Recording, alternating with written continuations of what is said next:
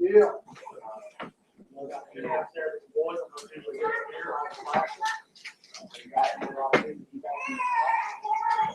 Let's not forget today at 4 o'clock, Eastern Play meeting. Got everything to get that ball rolling on that. And then over to the home.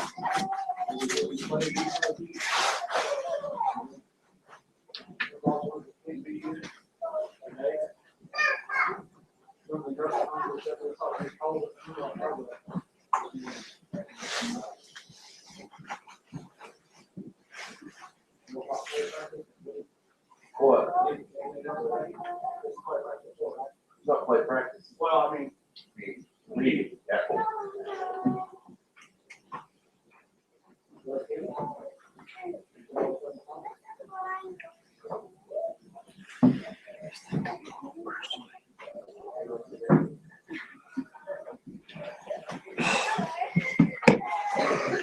Crazy piece of junk.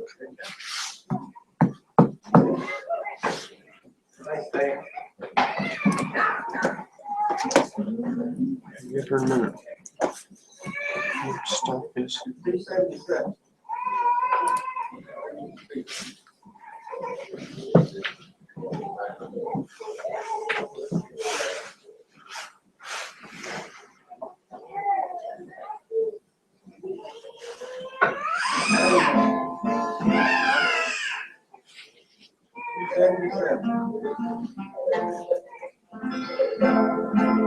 Sweet is the song I sing today.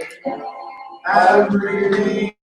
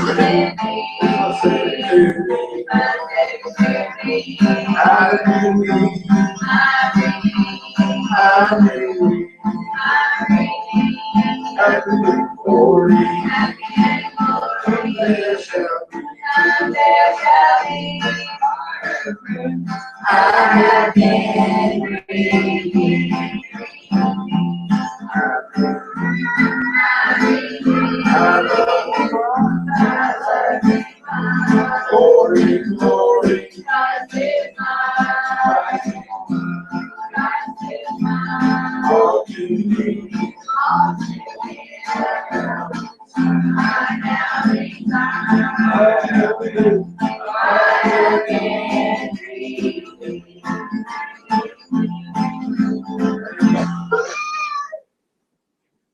Number 396, Carl Payne.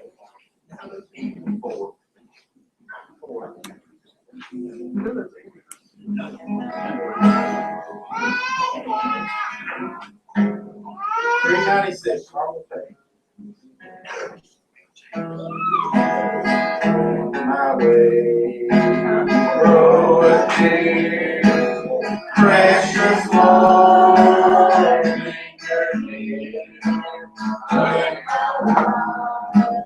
His arms and strong.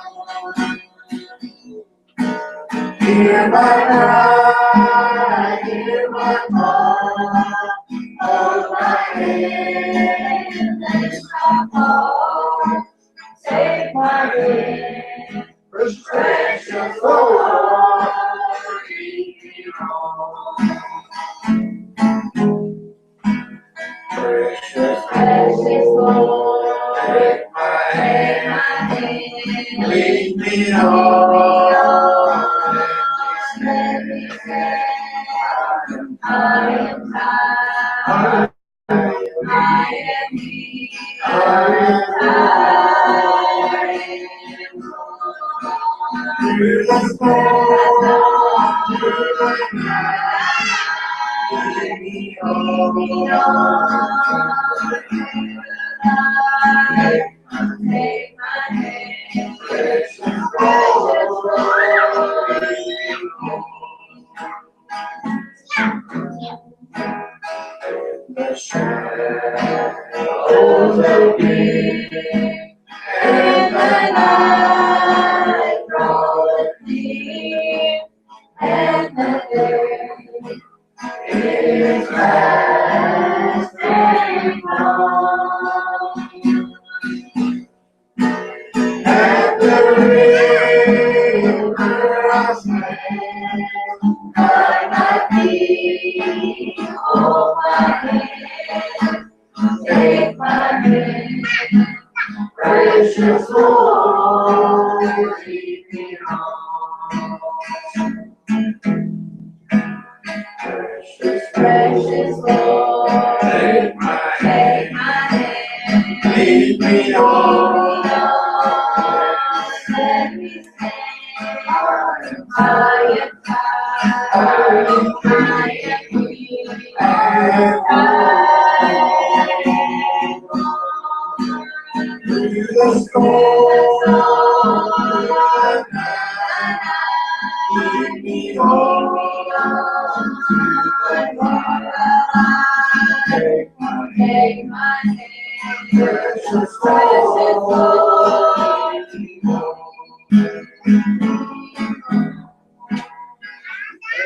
Hey, good this morning.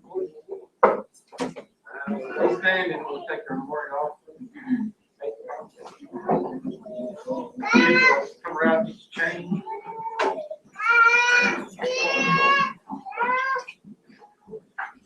Heavenly Father, thank you for letting us come back one more time, Lord. Thank you for the church. Thank you for what you've done for us. Lord, take the offering, bless it, and give it yours for what you need to be used it for, Lord.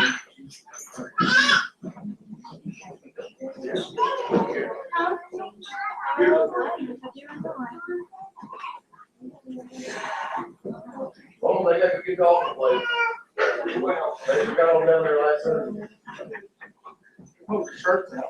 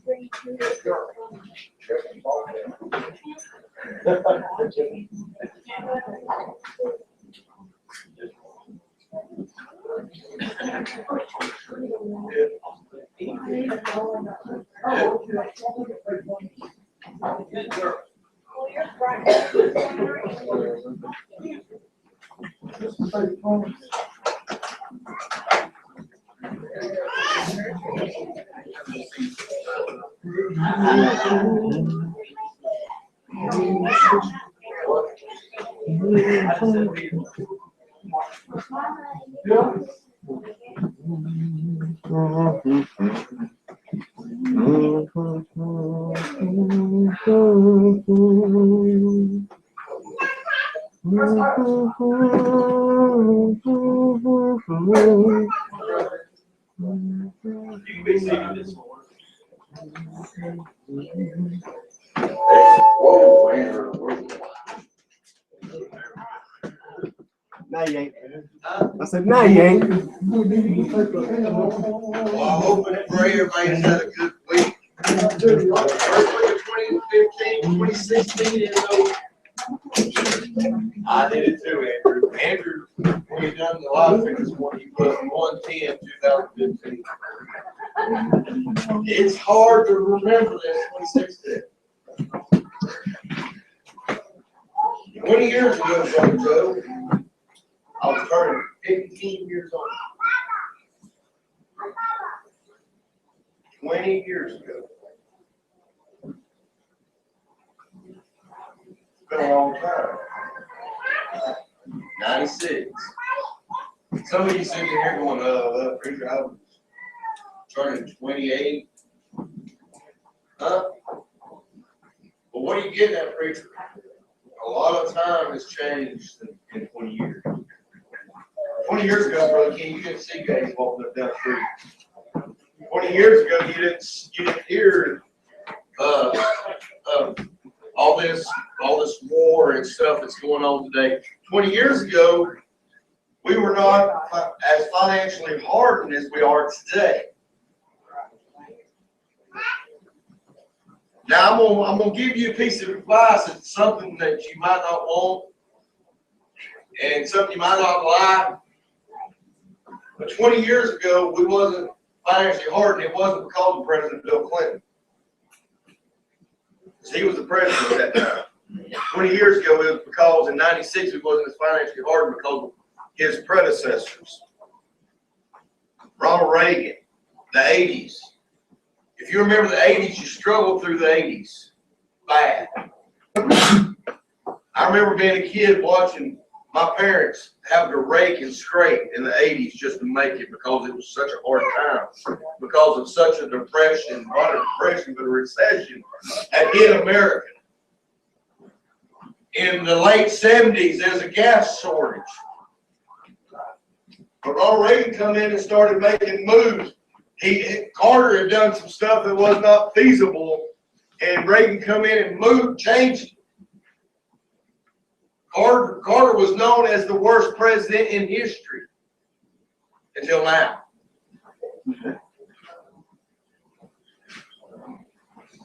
Until now, they've been one that took his place. But then Reagan come in and he done some changes. He brought pride back into America. When he told him, he said, I'm coming. I believe it was over in Iran, I believe it was. He said, I'm coming after 5 bodies, dead or alive. You're holding hostages. When I take office, I'm coming after 5 bodies. He said, they're either going to be 5 alive bodies or 5 dead bodies. That's American people. I'm coming to get them. He didn't buy no used helicopters and try to send it over like Carter did. But what he do? When he took office, they dressed them people up, put them in suits, fed them on the planes, and sent them back here. Yeah. Right. See my face. Why is that? Because he brought Christian back to America. He brought Christian back into America. People look at him and they go, wow. If this old man can take pride in our country, why can't we?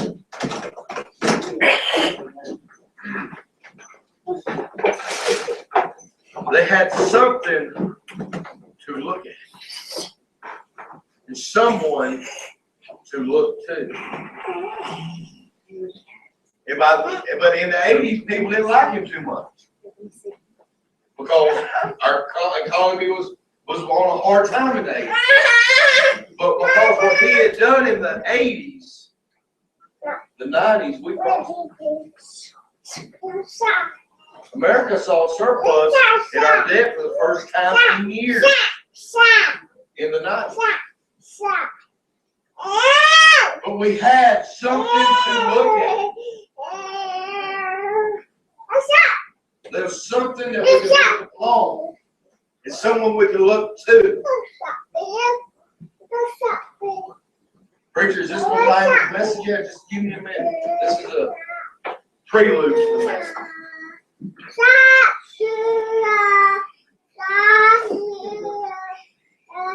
We had something to look at.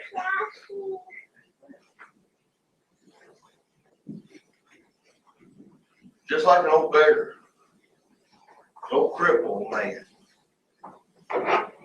laid at a beautiful gate. He needed something to look to.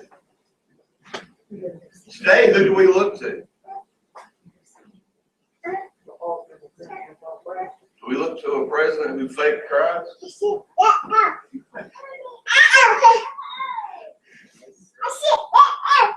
Where you get that, preacher? Tell me somebody speaking today.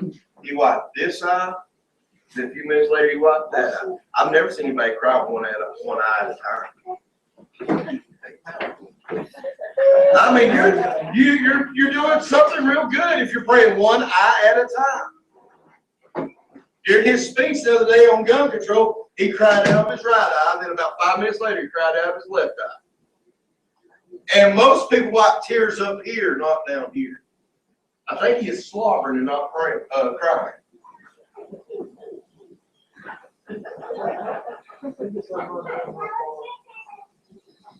Preacher, you're pretty rough on the president this morning. No, I'm not being rough on him.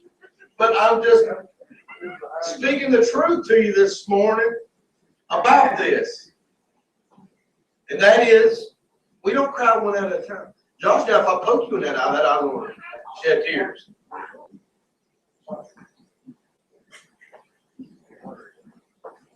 But I wonder this morning, how many has God cried tears for this morning?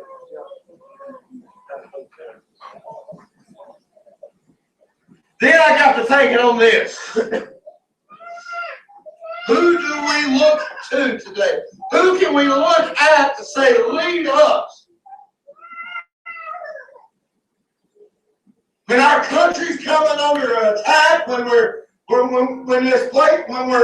financially struggling like we are, who do we say can we look to? Now, I know this morning we can look to God. I understand that. But who physically on this earth can you look to lead you? During World War II, who did the American people look to?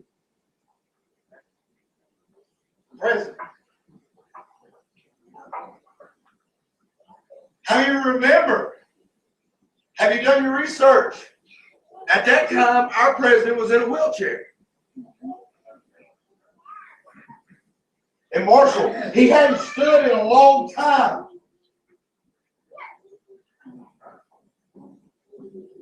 But when Pearl Harbor was attacked, what did our president do? He stood and walked on stage as a sign of strength for the country to look to. I understand we need to look at God, but why did the country have to look to the president at that time? Because he was the strength of the country. When Kennedy was assassinated, how long did it take for the new president to be put in and make a speech? As soon as they had pronounced Kennedy dead on board of Air Force One in Texas, the new president was sworn into office. Why? Because we need the leader.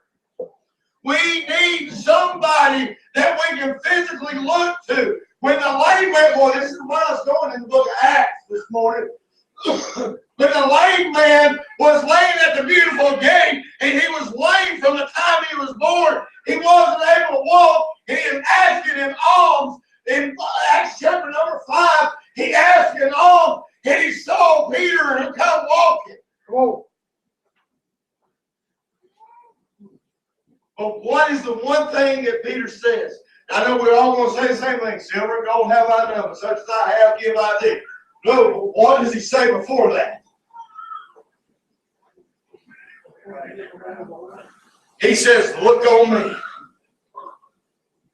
Let me read it to you here. Not chapter 5, chapter 3, I'm sorry. Acts chapter 3. Verse number 2, and a certain man lame from his mother's womb was carried, whom they laid daily at the gate of the temple, which is called Beautiful, to ask alms of them that entered into the temple. Who, seeing Peter and John about to go into the temple, asked in alms, And Peter fastened his eyes upon him, and John said, look on us, you can be seated. Why was it so important that he say, look on us? The title of the message this morning is, who do we look to for strength in a time of need? Why did he need to look on Peter and John? Because they was a representation of Christ at that time. They were a representation of strength at that time. Once more. Why does America need somebody to look to for strength and courage in a time of need? Why do we always look towards the president? Why do we always look towards a general? Listen, when you're in battle in the army, who do you look to be your guy? Your commanding officer. Your commanding officer, your lieutenant, your captain, your colonel, whoever it might be. Most of them, they're not there. When you go in battle, they're sitting back there in the tent. You look towards the NCO, your non-commissioned officer. Who is that? That'd be your first sergeant. That'd be your master sergeant. Look, church, we're blessed this morning. We have got in our church, a retired first sergeant in the Army. Mr. Joe Duarte. This is U.S. Army retired first sergeant, company first sergeant. Retired. But not only do we got that, he was a sergeant, right? He got retired, but he served his time and was honorably discharged. You've got a sergeant right here from the United States Army. Do y'all realize what kind of responsibility comes with that? Squad leaders are normally corporals or sergeants. So Kenny was either a squad leader or you might even been a platoon leader. He was right under the platoon sergeant, so that puts you as a squad. That means he had at least 8 to 10 guys under him at all times that he had to watch over. That when they were in trouble, who did they look to? They looked to their squad sergeant, their squad leader. And when his squad leader needed help, who did he go to? He went to his platoon sergeant. And when the platoon sergeant needed help, who did he go to? He went to the first sergeant. What are you getting at? There's always somebody they can look to for help that got an answer. Joe, as a first sergeant, as a company first sergeant, Joe probably had, what, 400 or 500 men under you? 200, boy, you remember it like it's yesterday. 242 men looked at Joe for leadership in the Army. 242.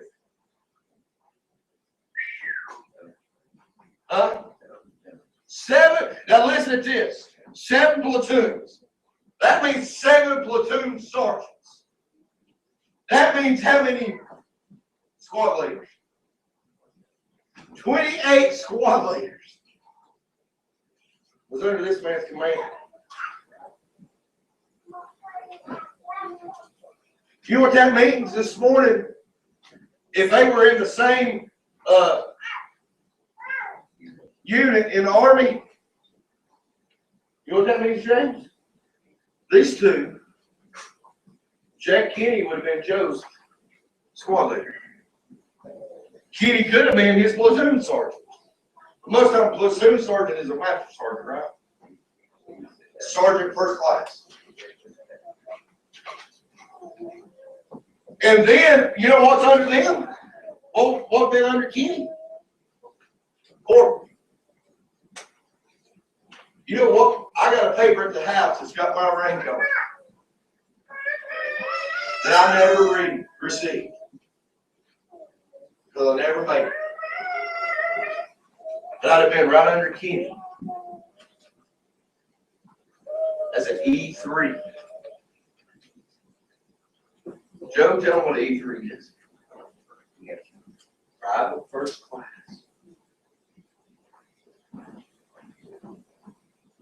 I was only one thing under Kenny. See, Kenny was E5, I'd have been an E3 then. E4 was corporal. Or specialist, yeah. And then E5. Now, what are you getting at? We're talking about pay grade. And responsibility. But they had somebody to look to. This lame man. Hey, listen, in the chain of command in the United States military, it starts out as an NCO, non-commissioned officer, and goes all the way into your officers. And then once it gets out of your company level, then you got staff. And staff, that's where you have your command sergeant major. That's your last non-commissioned officer. Next step is lieutenant. And it goes all the way up. You get to a company commander, a battalion commander, and then from there, you go into the high ranking of America. And your top man on your chain of command is who? President. The main top man in your military today is the President of the United States. That's why you look to him in a time. He is the Commander-in-Chief. Why did they need to look on Peter and John? Why was it so important to look on them? Because they needed strength. They needed courage. This lame man needed something. So they had to look for something. They had to look for something this morning. Look, they had to look for something. He had to be looking for something. But what he was looking for, he didn't receive. He was looking for financial gain. And I'm going to use this, and I hope Josh don't get mad at me if you're using it. But there is one man in our church that has an autographed picture of President Barack Obama. That's Brother Josh. Used to. I'll give him a hard time ever since he received it. He's got an autographed picture of it.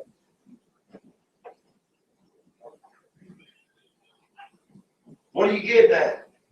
Well, he's got that autographed picture. But when we're in need of strength, who do we look at? We're supposed to look to him. The lame man was looking at them for financial gain. When you're financially in trouble, who do you look at? You look at the president. Why is the poor having such a hard time right now? Why does it seem like we can't get ahead? He's a Democrat. He's supposed to be for the poor. But it ain't helped. Why is our elderly people having to get jobs at Walmart right now to make it? Because they can't make it on Social Security. Because they find every way and loophole there is to cut it back and keep them from making money. Somebody say amen right there.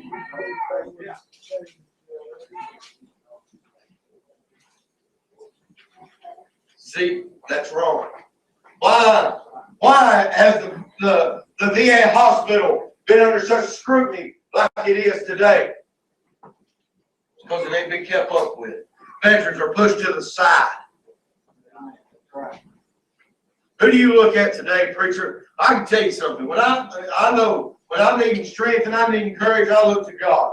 But when I'm needing strength and courage, Brother James, as far as this old country's concerned, I look to men like Brother Luther Spivey, who fought and bled on the battlefield for this country. A man that's got 4 Purple Hearts. A man that took battle. I look to Brother Joe and Brother Kenny and Brother James, who did their time in the service, who was willing to lay their life down for me, to where I could have a free country today. I look to people like Pat Higgins, Brother Marshall. I know some of you don't know him, and some of you might not remember him. He's in the nursing home over here at Fletcher's now. But I want you to know I look to him when he stormed the beaches of Normandy during World War II as a young teenage man. He was part of D-Day. I'll tell you what, if you missed that revival, what, 6, 7 years ago, when he stood up and he told his testimony in here, son, talked about World War II and what went on during D-Day and how rough it was, but how God led them through it. It's part of Patton. It's part of Patton's army. It's part of General Patton. Ain't that something? That man's got me in more trouble with church than any man I've ever met. That man, that girl right there got all over me and him one time during church. Up at Chapel Hill, she was just a little thing. I woke her on Sunday morning for talking during church. And I said, don't you ever talk again. That Sunday night, we were sitting up there and I was sitting beside Pat Higgins and we were talking. He was telling me stuff that God had done in his life.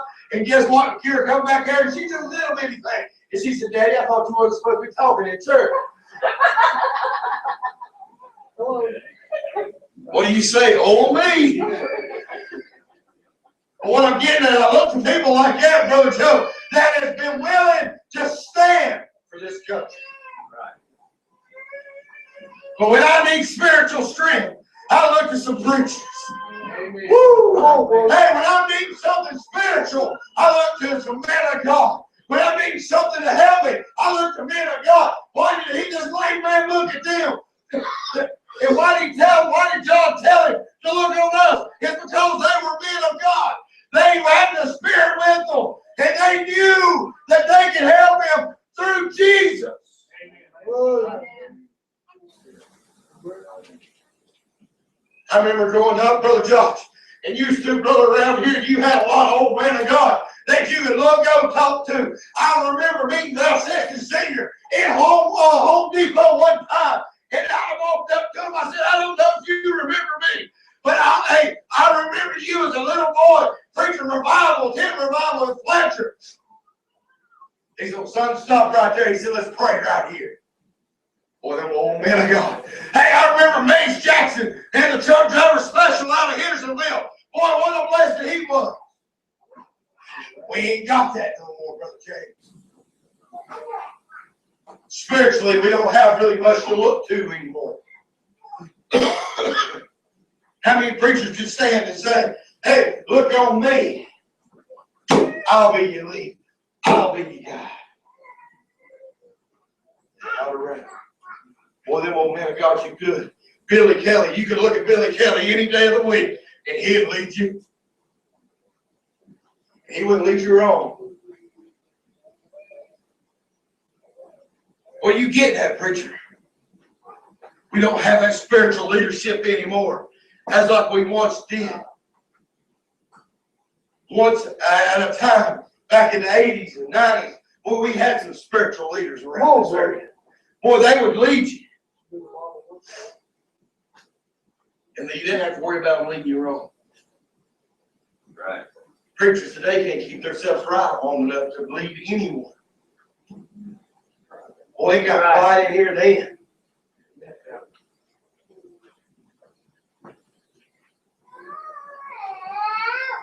We don't do that anymore. Josh, you know what the Bible says? You know what Paul said? Follow me as I follow Christ. Yes, sir. What does that mean, preacher? That means according to that Bible that you're supposed to be able, whoever your pastor is, whoever it is, you're supposed to be able to follow him in the ways of righteousness. Meaning he's supposed to stay right there with Christ, following Christ every step, and you're supposed to stay right behind him. Right. But today, pastors can't do that.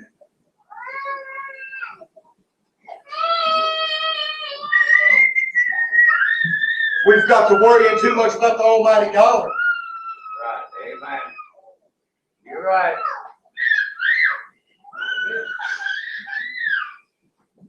There's a lot of preachers will not pastor this church. Right. Not for $200 a month.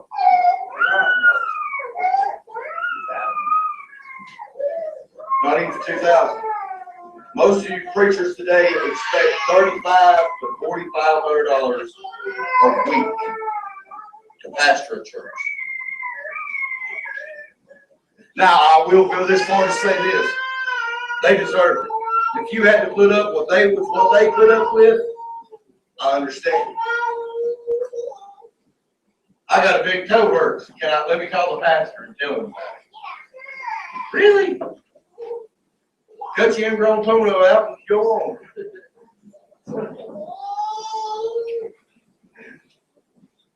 But no, they won't pastor churches anymore. Out of love. It's all about the money. And that's why people can't look alone. James was hitting me on it this morning.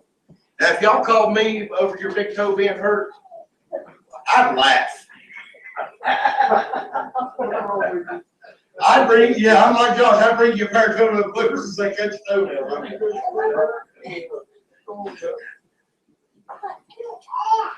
I don't know what else I can do to help you on your toenails. And I have had phone calls of people having nose infections from sticking stuff up their nose, trying to pick a booger.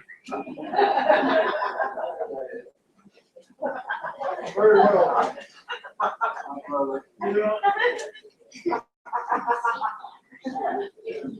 I've had those phone calls. But think about it. How would you like to get that phone call?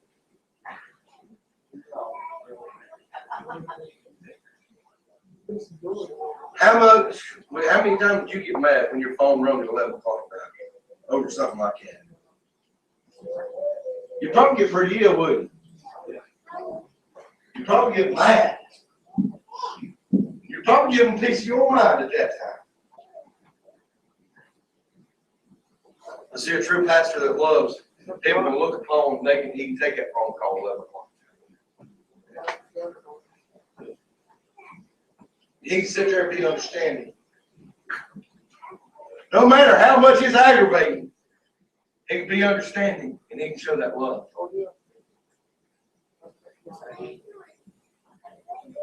See, that's where John said, look on us. That's why John said, look on us.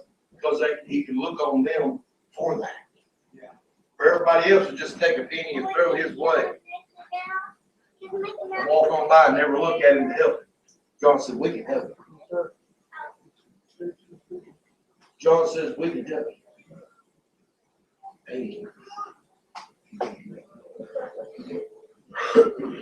John says, we can help you. I can help you, brother. How was that? Because then they said this, silver and gold. Notice they didn't have none of that. They weren't rich. Silver and gold have I none. But such as I have, give I thee, in the name of Jesus Christ of Nazareth. I believe that Bible Yes, puts sir. it. Rise up and walk. Rise up and walk. Yes, sir. And the Bible says he rose up. As they took him by the hand, he rose up. And he walked into the temple with him. Good news. Yep. Good man. I ain't gonna pull you up there to make it faster. But stuck their hand out and stood him up Yeah. and walked into the temple with him. Yes, sir. All because he was able to look on them for spiritual leadership. They didn't have finances to give him.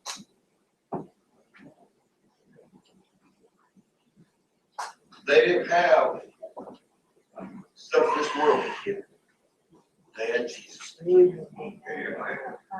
So how many of the walls can look upon you today? We know we're supposed to look to the president. Really, we can't. But how many lost people can look upon you? I guess what, 35, 40 here this morning? 32. I was way off. Looks fuller than that. Steve.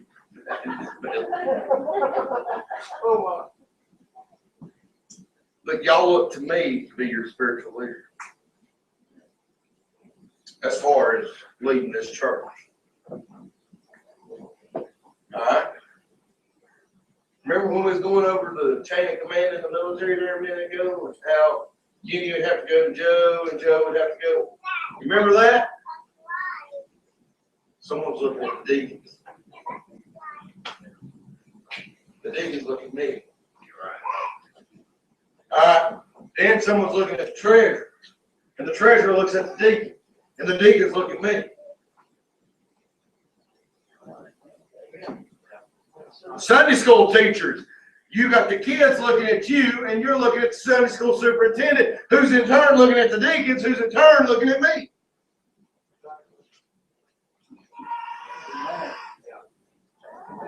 Well, now, wait a minute, preacher. I ain't a Sunday school teacher, I ain't a deacon, I ain't this, I ain't that. Well, I'm glad you said that. Church members, you got people looking at you, which you in turn are looking at the deacons, which in turn, the deacons are looking at the pastor. You've got lost family looking at you, watching you, and learning from you.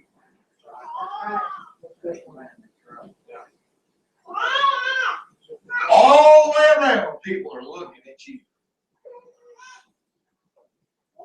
Well, preacher, I ain't the pastor, I ain't a deacon, I ain't this, I ain't that. I'm glad you saying that, because the lost is always looking at you. You are a symbol of spiritual leadership to the lost.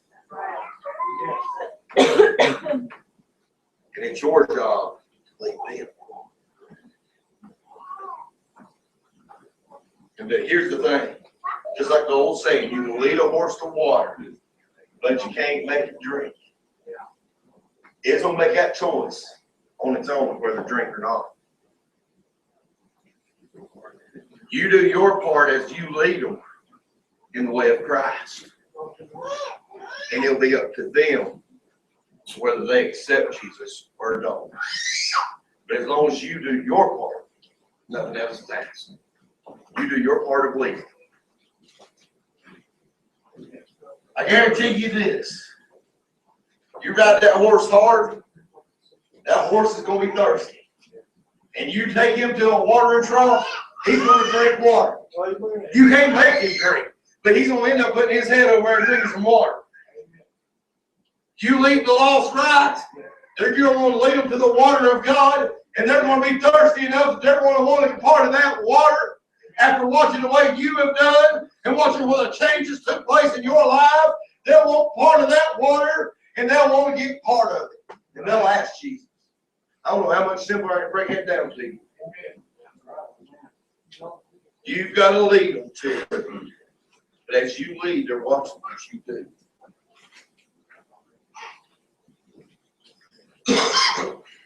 I thank God that I had some good people to watch that led me right there.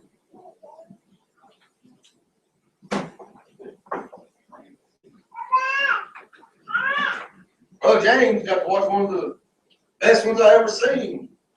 Being a leader and people watching his life lead him. That's Kermit Key. I'm telling you what, just in 2 words, Kermit can make you feel like that calm and do it, love it. And you know he was doing it out of meanness a lot of times, especially him and James on each other. But he can love you enough, but he'd make you feel like that calm. Wednesday before he died, Sunday before he died, he made that one feel about that tall standing out there in that parking lot. Kermit was sitting in my truck, and Josh was smoking a cigarette. Kermit said, yeah, I used to smoke. He said, but I quit one night, I lay in bed. He said, I was smoking a cigarette trying to talk to God. He said, how could God talk to me through choking through the smoke or something like that?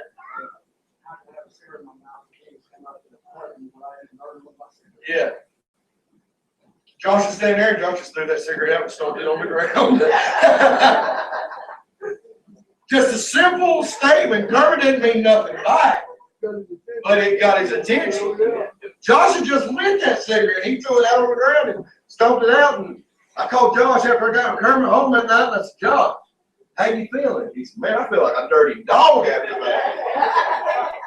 He said, how could I stand there and keep smoking after him saying that if Jesus come up and want to give me a hug, you'd burn? Would I burn him with my cigarette?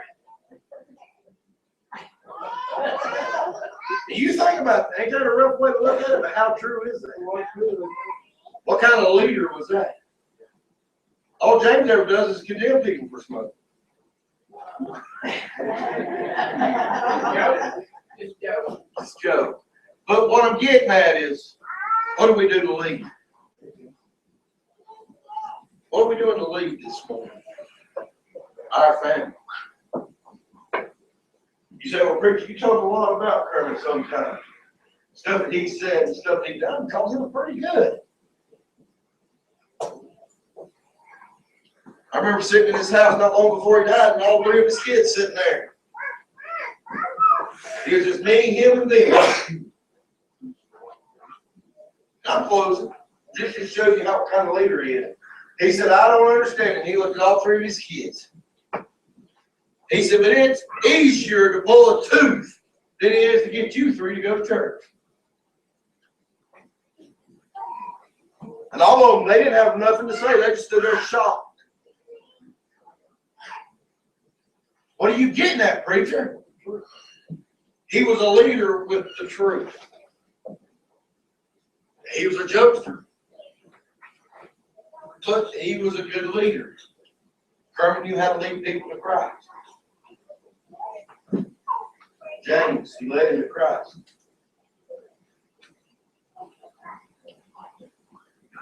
Willard Pruitt led him to Christ. The list goes on and on and on. The boy at KFC, Kermit's sitting there eating, and the guy walks by and he's eating. And the guy walks by Kermit. Kermit just looks up at him and says, "You know the Lord?" And 30 minutes later, the boy got saved in KFC. After patting at him. What are you getting at? The way he led it, he led people to Christ. Now, I love him to death, and I hate that he's gone. But he taught me a lot. One of the first things he ever said to me, he said, if you want a church that's going to strive, and you want a church that's going to grow, and you want a church that's going to be on fire, he said, you got to have children. That was the first thing he said to me. When I started pastoring this church, we didn't have children. You had Tyler and my two. My first Sunday as pastor of this church, I was 3 children. Tyler and my 2 kids. Next thing you know, here comes Marshall and his family and the children. And now look. Now, the nut kids outnumber the adults. But you'll know something when someone comes into this church, they say they can feel life. They say they can feel spirit. Is it because of us adults? No, it's because these children. They get on their knees and they do some praying for our church. Boy, our children are leading us better than we do. So I'm getting ready to get in deep right here in closing.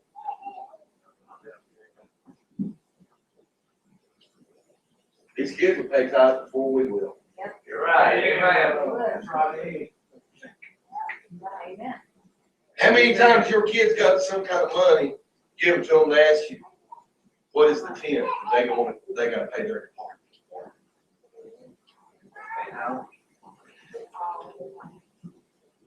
How many of you parents look at it and go, you get your paycheck, man, I got this bill, I got that bill. God, you're going to have to wait.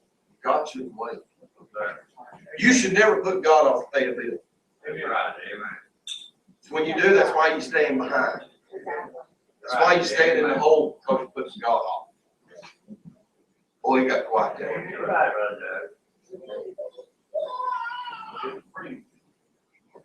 Boy, it just got quiet. I don't know what the offering was today, but don't want to know. But we put God off You're right. instead of putting God first. You're right.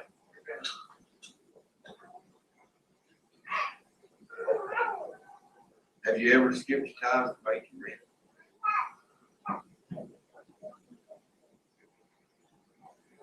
I ain't made a house payment in 2 months. What are you getting at, preacher? I skipped my house payment the last 2 months to make sure I can pay tithes. My checks have been small, y'all don't understand.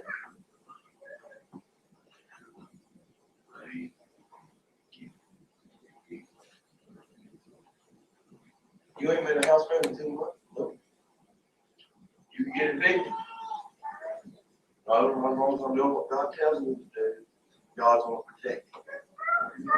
You're right. That's why we can't believe today, so God knows what faith is.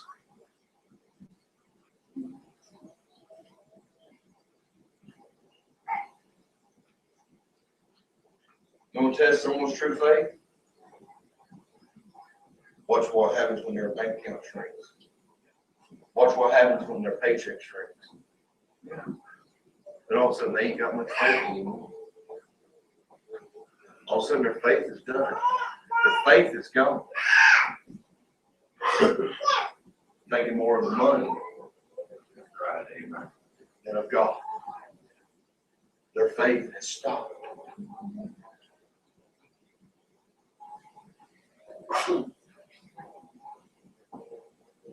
Well, get quiet in here now. Right, Reverend.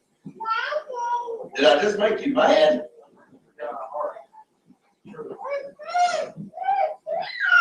I don't think anyone else in this church has went through the last 2 months what I've been through.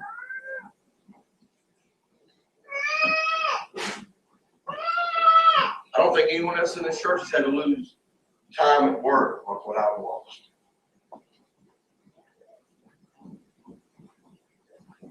Does it make you stop? Does it make you want to quit? Does it make you want to give up? Brother Marshall, yes, it does. Yes, it does. Church, you just hang on. I'm closing, I promise. That's where I've had to pick up the phone. Who have you called, preacher? We ain't heard from him. No, you ain't. Not many in the church has heard from me much in the last 3 months. But what I have done, Joe, is I've called some men of God and got encouragement and got advice from them. Where I can go on. The very second I thought everything was straightening out, Brother John, I hit a pole.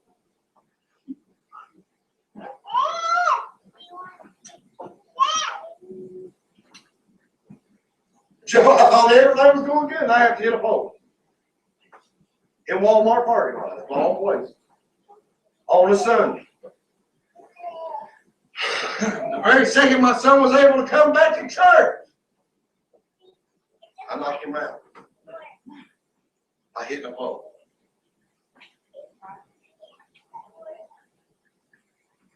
And you just, I was coming up, and then I started going back down.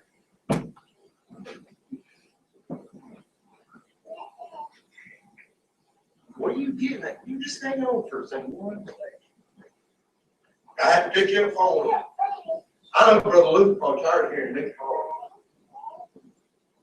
You know what I had to do? I had to look for some leadership.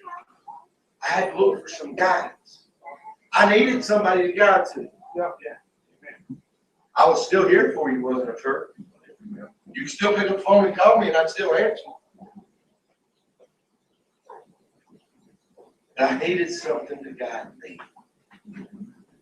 I needed somebody. Just like you need somebody. At times in your life. And when you call, that's why I'm there. We all need somebody. We all need the Lord. We all need Him. But when you put your faith in God, this one church member got a little upset last week. This one. Called me about it and give me down the road about the church not helping and doing this and doing that.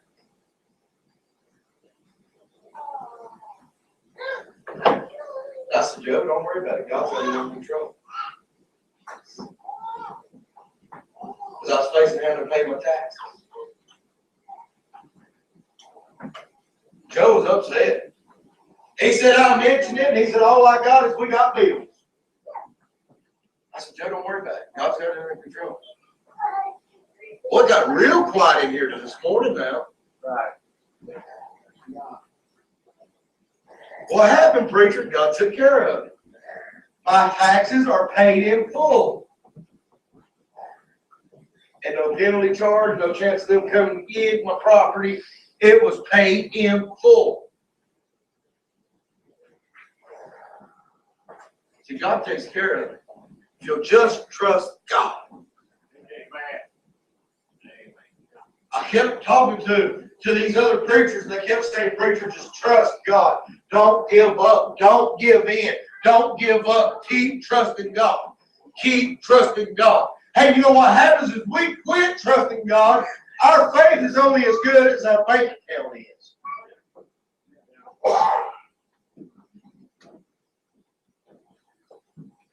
And around my place, that ain't much. Our faith shouldn't rely on our bank account. Our faith shouldn't rely on how much our paycheck is. Our faith should be bigger than that. Amen. Our faith should be a whole lot bigger. You don't know something? This little girl, she depends on mom and daddy. She puts faith in mom and daddy for everything. When she needs to be changed, she cries, Mama!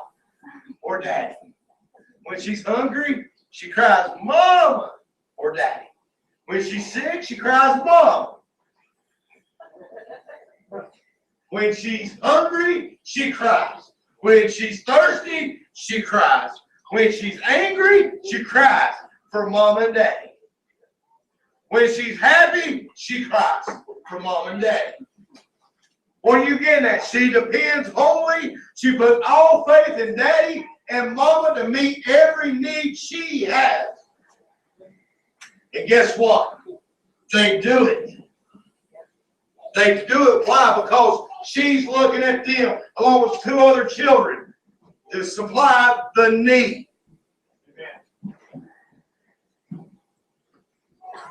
Same as somebody's looking at you to supply their need. I don't know what the need is this morning. But someone might be looking at you, Josh. Someone might be looking at you, Josh.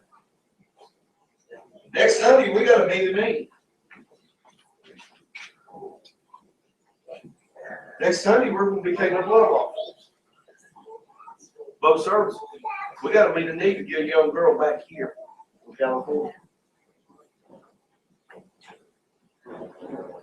We're going to, hey, and I'm putting my whole faith in God that He's going to meet that need.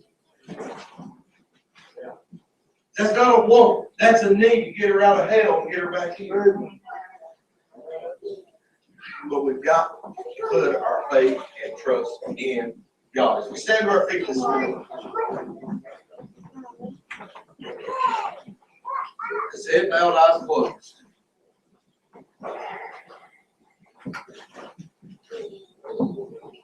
No one looking around. If God spoke to your heart this morning, would you come?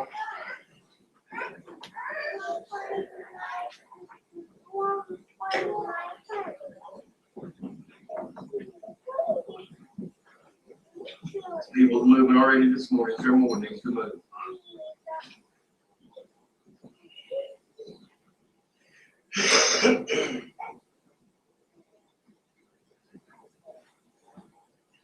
Would you come this morning?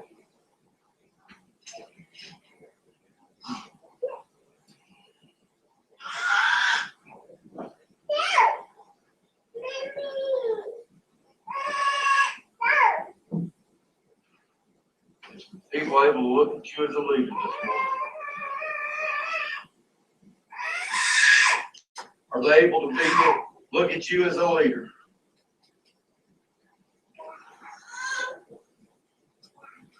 Father, we come this morning, Father, I thank you, Lord, for your grace. I thank you for your mercy. Father God, I pray, Lord, you'll touch on each and every heart, touch on each and every one, Lord, just come out this way. Help us, God, to ever do your perfect and upright will, Father. Now in Jesus' name.